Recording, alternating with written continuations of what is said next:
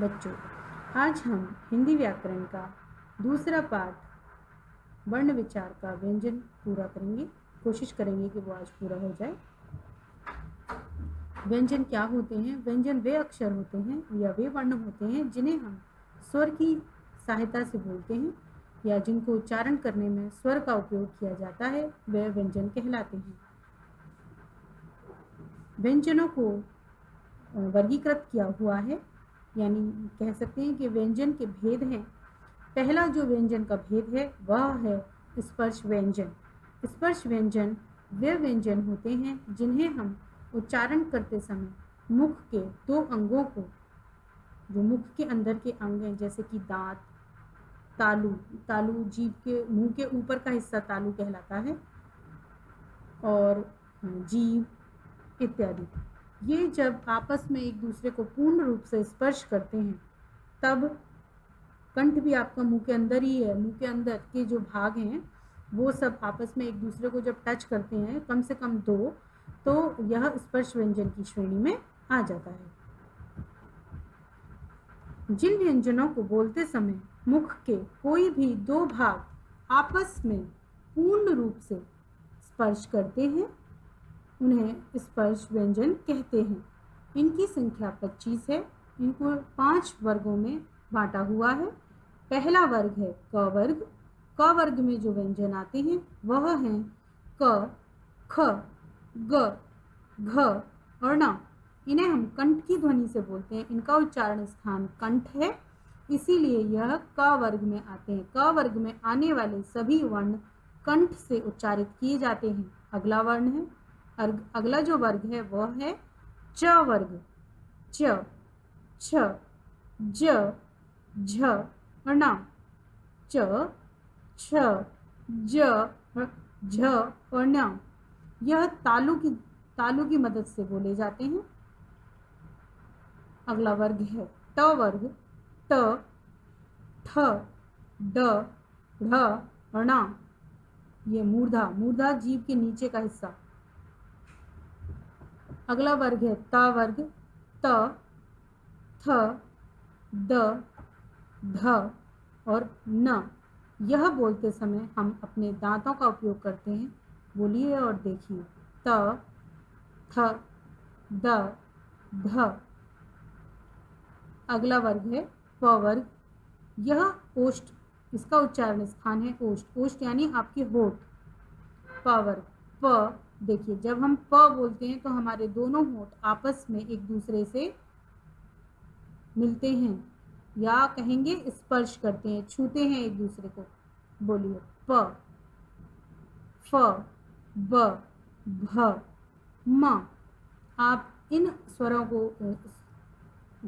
इन व्यंजनों को उच्चारित करते समय आप देखेंगे, महसूस करेंगे। आप धीरे धीरे बोलिए और देखिए, महसूस करिए कि आपके मुख का कौन सा हिस्सा कौन से हिस्से से टच हो रहा है, कौन से हिस्से से पूर्ण रूप से स्पर्श हो रहा है, आपकी जो ध्वनियां हैं वो कहाँ से आ रही हैं।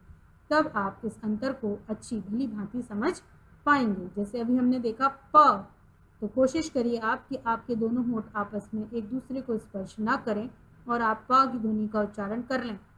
अगर आप ऐसा कर पाएँ तो आप अपनी वीडियो मुझे ज़रूर भेजें बनाकर। आप ऐसा नहीं कर पाएंगे, मुश्किल है। क्यों?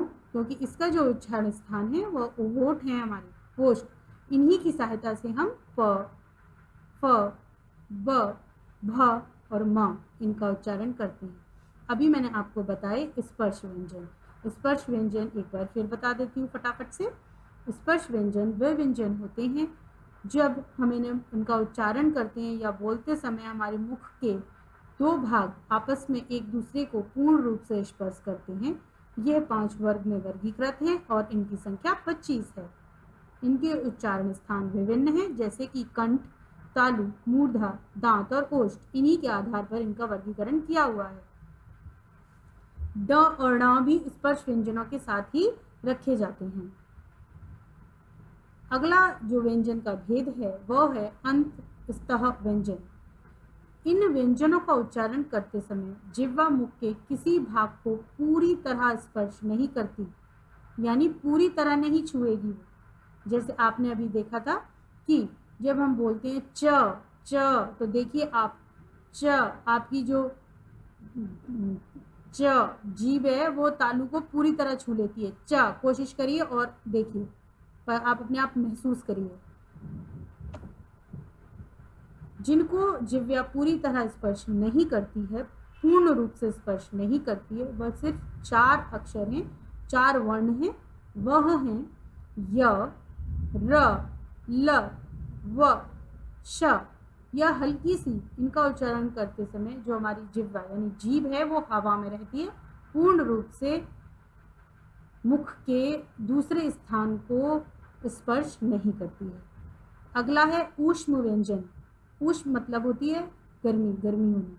जब हमारी जिन व्यंजनों का उच्चारण करते समय वायु मुख के विभिन्न स्थानों से टकराती है, वायु यानी जो हवा है मुंह में, वो जब दूसरे स्थान से टकराएगी तब यह ऊष्म व्यंजन कहता है, और रगड़ के साथ आता है, इसलिए हम इसे ऊष्म व्यंजन कहते हैं। जैसे कि स, ह, श, श।